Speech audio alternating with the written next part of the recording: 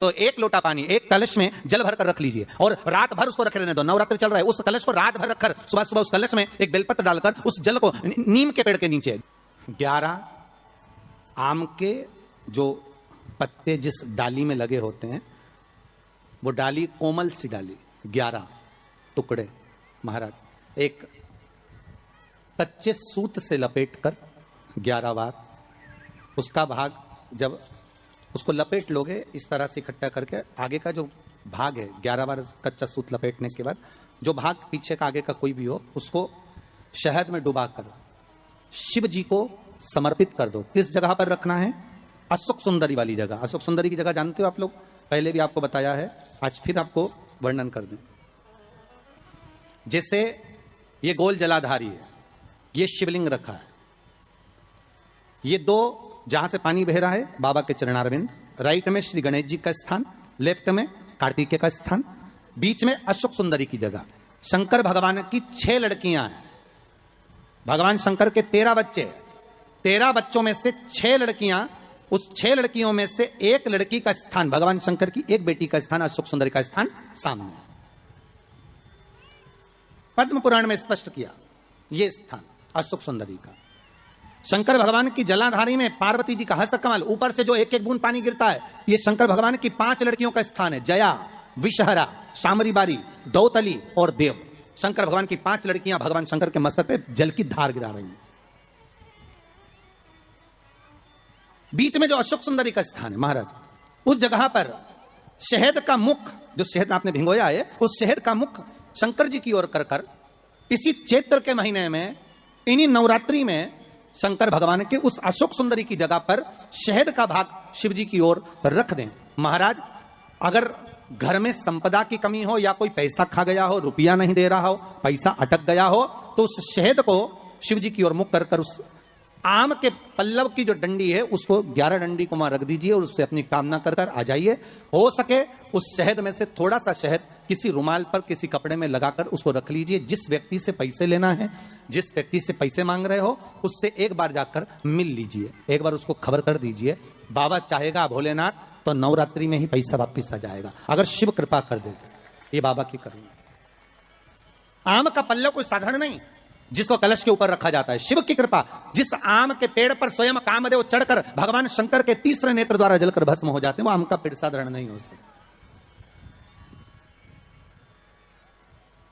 सहज नहीं है। और वैसे भी शिव शिव है महाराज। आम का जो पत्ता होता है, आम का जो पल्लव होता है, उस आम के पत्ते पर हल्दी और सिंदूर, इन दोनों से स्वस्तिक का निर्माण किया जाए। देवी भागवत का संवाद है, बहुत ध्यान देना महाराज। जिन कन्याओं का विवाह ना हो, पंचमी के दिन, नवरात्रे की कोई सी भी पंचमी, मतलब जो पंचमी तिथि पड़ेगी, कोई भी नवरात्र हो, चाहे वो 4 नवरात्र में से, चाहे वो पौष का हो, अश्विन का हो, चैत्र का हो, आषाढ़ का हो, किसी भी नवरात्र में आप कर सकते हैं। एक पान के पत्ते पर, एक ही पत्ते पर जो 2 स्वस्तिक बनेंगे, एक हल्दी का बनेगा, एक सिंदूर का बनेगा। बस अंतर इतना है, जो हल्दी का स्वस्तिक है उस पर कंकु के चावल अर्थात रौली के चावल, रोली कुंकू के चावल रखना है, और जो सिंदूर का है उस पर हल्दी के चावल रखना है। इतना रखकर जिस लड़का लड़की का विवाह नहीं होता उसकी हथेली पर रखकर उसका नाम और गोत्र बोलकर महाराज उसको ले जाकर नीम के पेड़ के नीचे उसको रख दिया जाता है। मात्र 3.5 या 4 महीने ऐसे रहते हैं जिसके अंदर उस लड़का और लड़की का विवाह पक्का हो जाता है। जिसका विवाह नहीं होता केवल उसी के लिए, जिसका मंगल विवाह ना हो रहा। आम के पल्लव में शिव का वर प्रदान है, आम के पल्लव में शंकर का आशीर्वाद, आम के पल्लव में शिव का आशीर्वाद। के दिन लोग देवी जी की स्थापना करते हैं, तो क्या स्थापना में क्या रखते हैं? कलश रखते हैं ना। तो कलश किस लिए रखा जाता है? कलश का क्रम क्या है? अपन ने अभी तक कथाओं में बहुत सुना शिव महापुराण में कि दिए का महत्व क्या है, अपन ने सुना दही का महत्व क्या है, जल का महत्व क्या है। पूरी शिव महापुराण में अपने अलग अलग महत्व को जाना है। पर यह नवरात्रे में जो शिव महापुराण की कथा शुरू हो रही है, नवरात्रे में जो शिव महापुराण की कथा को हम श्रवण करने के लिए बैठे हैं, इसमें हमारा एक संशय और मिटना चाहिए कि भारत की भूमि पर जब मां आद्य शक्ति की स्थापना होती है, मां जगतजननी को जब विराजमान किया जाता है, या चैत्र नवरात्रे में, शरदीय नवरात्रे में, आषाढ़ी नवरात्रे में, आदिकादिक पौष नवरात्रि में हम जगत जननी जगदम्बा की जब स्थापना करते हैं, या हम नूतन घर का प्रवेश करते हैं, या गणेश जी की स्थापना करते हैं, या कोई दुकान को प्रवेश करते हैं, या कोई शुभ कार्य करने के लिए अग्रण्य होते हैं, तो हम कलश की स्थापना क्यों करते? आखिर कलश में ऐसा क्या है? कलश के अंदर आखिर ऐसा क्या विराजमान है कि 33 कोटि देवता उस कलश के अंदर आकर बैठ जाते हैं महाराज?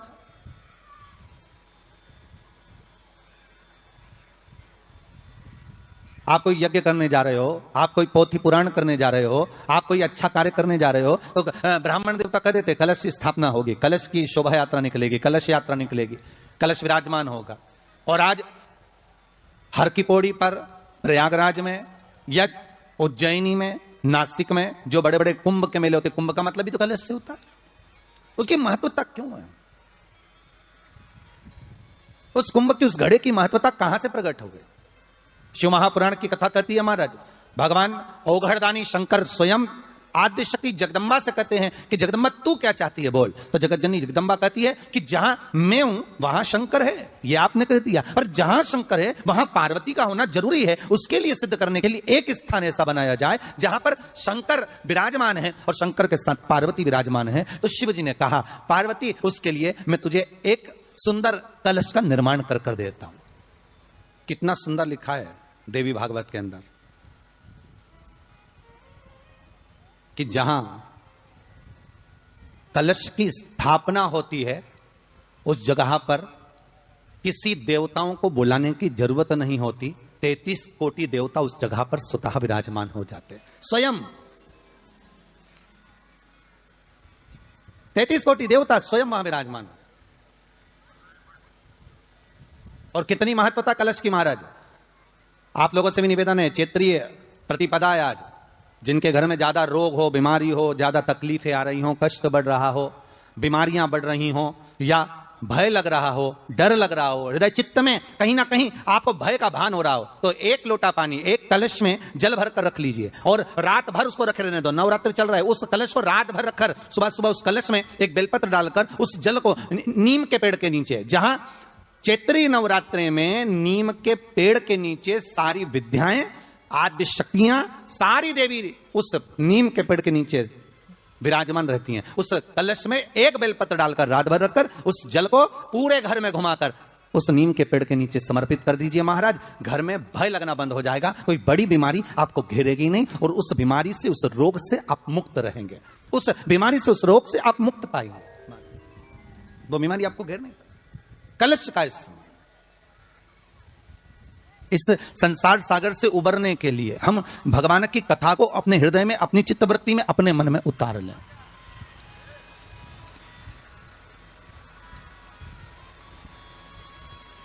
कली काल में बहुत सारे साधन है साहब भगवान को पाने के लिए। कोई कहता है कि तुम गंगा के घाट जाओ, कोई कहता है कि तीरथ जाओ, कोई कहता है कि मंदिर जाओ, कोई कहता है कि वहां जाओ, कोई कहता है कि आप बहुत समय तक कहीं सेवा क्रम में लग जाओ। कली काल में बहुत सारे साधन बता दिए कि आप साधना भी कर सकते हो, आप तप भी कर सकते हो, आप घंटों तक नेत्र बंद कर कर भगवान को रिझा भी सकते हो। साधन बहुत बना दिए। पर शिव महापुराण कहते हैं, रामचरितमानस में तुलसीदास जी ने लिखा कि कलयुग केवल नाम आधारा। तुलसीदास जी लिखते हैं कि कलयुग में केवल एक नाम की आधारशिला रख लीजिए। आप दूसरी आधारशिला में अगर डूब रहे हो, आप दूसरे भाव में डूब रहे हो कि भगवान मिलेगा, तो तुलसीदास जी कहते हैं केवल एक ही आधार बहुत भारी है कि कलयुग केवल नाम आधारा और सुमर सुमर नर उतरहि पारा। कली काल में एक नाम की आधारशिला हो और वो नाम परमात्मा का हो। जगत का नाम नहीं चाहिए हमें, संसार के नाम से हम नहीं तरने वाले हो। एक भगवान का नाम, एक राम नाम, एक कृष्ण नाम, एक शिव नाम, एक जगत जननी जगदम्बा का नाम, एक आद्य शक्ति का नाम अपने भीतर में हो।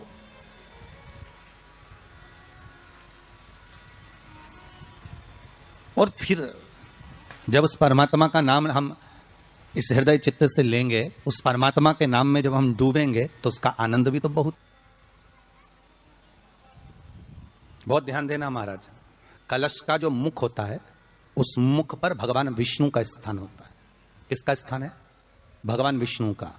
थोड़ा सा नीचे आओगे, जहां से कलश का मुख दबा हुआ होता है, वह जगह भगवान स्वयं शिव की होती है। किसकी जगह है? भगवान शंकर की। कलश का अग्रभाग, नीचे का भाग जहां से फैला हुआ होता है, वहां ब्रह्मा का आधिपत्य स्थापित होता है। फिर कलश का जो नीचे का भाग होता है वो भगवान शिव और शक्ति का स्थान होता है। कलश के बाहरी भाग में, जहां पर बाहर का हिस्सा होता है, उस कलश के बाहरी भाग में 33 कोटि देवताओं को भगवान शंकर ने लाकर विराजमान किया होता है। महाराज भगवान शंकर 33 कोटि देवताओं को निमंत्रण देकर उस कलश में विराजमान कर दिया। आप स्वर्ग जाएंगे ना जाएंगे इसका कोई गारंटी नहीं है। हम स्वर्ग जाएंगे ना जाएंगे इसकी भी कोई गारंटी नहीं है, ठीक है। पर इतना विश्वास जरूर है कि आप अगर भगवान शंकर का अनुमोदन कर रहे हैं, आप शिव नाम की चर्चा कर रहे हैं, आप शंकर की कथा को श्रवण कर रहे हैं, आप शंकर की कथा में डूबे हुए हैं, आप आदि शक्ति के नवरात्रे में शंकर का अनुमोदन कर रहे हैं, आप शिव अर्चना कर रहे हैं, आप शंकर का नाम जाप कर रहे हैं, आप शंकर का स्मरण कर रहे हैं, तो यह पक्का है कि आप वैकुंठ जाएंगे ना जाएंगे इसकी कोई गारंटी नहीं है। पर यह पक्का है कि आप अगर भगवान के नाम में डूबे रहे तो वैकुंठ अधिपति नारायण तुम्हारे पास जरूर आ जाएगा, यह पक्का है महाराज। आप जाएंगे ना जाएंगे उसके कोई बात नहीं है, पर भगवान स्वतः, नारायण स्वतः अपने पास आ जाए, इसका सुख है, इसका एक आनंद। तो हम दान कर रहे हैं, पुण्य कर रहे हैं, या हम कोई सत्कर्म कर रहे हैं, या हम कुछ भगवान के निमित्त हम ये सोच कर दे रहे हैं कि हम दान करेंगे तो ऐसा होगा, हमें स्वर्ग मिल जाएगा। नहीं नहीं, हमें स्वर्ग जाने की चाहत तो छोड़ देना चाहिए। कहा करऊ में वैकुंठ के जाए, मैं वैकुंठ जाकर करूंगा क्या? वैकुंठ की चाह इस मन को नहीं होना चाहिए। मन को तो यह चाह होना चाहिए कि मैं भगवान का इतना भजन कर लूं कि वैकुंठ का नाथ, वैकुंठ अधिपति स्वयं नारायण, कैलाश पर रहने वाले मेरे शंकर, द्वारका में रहने वाला मेरा कृष्ण, गौलोक में निवास करने वाला मेरा परमात्मा स्वतः दौड़कर मेरे पास आ जाए।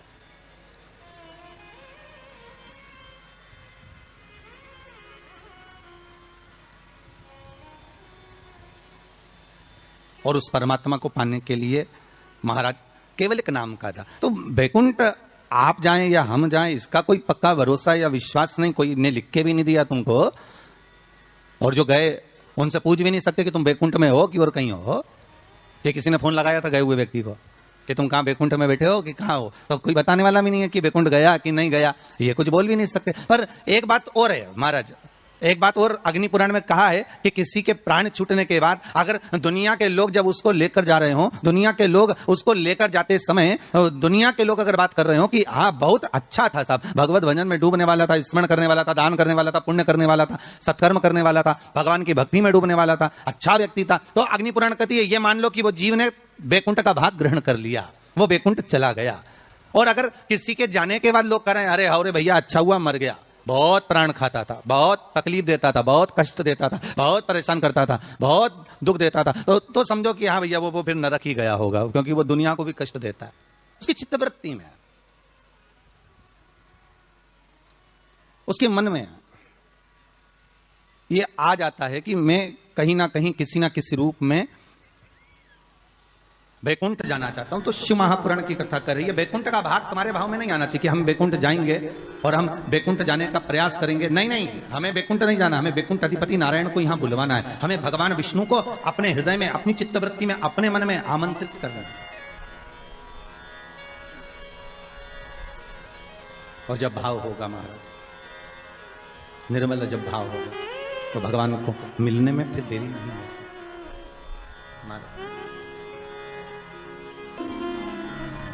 भगवान का चरित्र कह रहा है कि आपका हृदय जितना निर्मल होगा, आप निर्मल भाव से जितना भगवान की भक्ति को धारण करोगे, निर्मल भाव से आप जितना भगवान का भजन करोगे, निर्मल भाव से आप जितना भगवान को रिझाने का प्रयास करोगे, भगवान उतनी जल्दी प्राप्त हो जाए।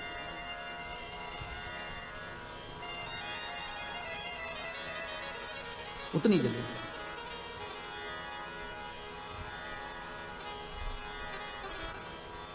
भाव कह रहा है महाराज कि ये जो भगवान ने जिभ्या हमको दी है, ये केवल इस कली काल से उबरने का एक साधन दिया। इस कली काल से उबरने का एक साधन, कली काल से निकलने का एक साध्य बनाया है।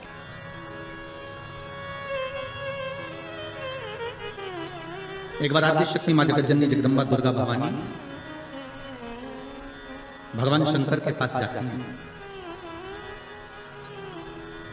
और भगवान शिव से मां जगत जननी दुर्गा भवानी ने एक बात कही कि प्रभु सुनिए, मैं जहां जहां पर हूं, मां जगदम्बा कह रही है कि मैं जहां जहां पर हूं, प्रभु आप वहां वहां पर हो ना? शंकर जी बोले जहां शक्ति है वहां शिव है, मैं वहां पर हूं। तो जगत जननी जगदम्बा के मुख से निकल गया, प्रभु फिर जहां पर शिव है वहां पर भी शक्ति है, जहां शंकर है वहां स्वयं आद्य शक्ति जगदम्बा पार्वती, मैं वहीं पर हूं जहां आप हो। शंकर भगवान ने कहा, सुन पार्वती, तू जहां पर है वहां पर शंकर है। मैं विश्वास रखकर इस वचन को निश्चित कर देता हूं कि जहां पार्वती है वहां शंकर है।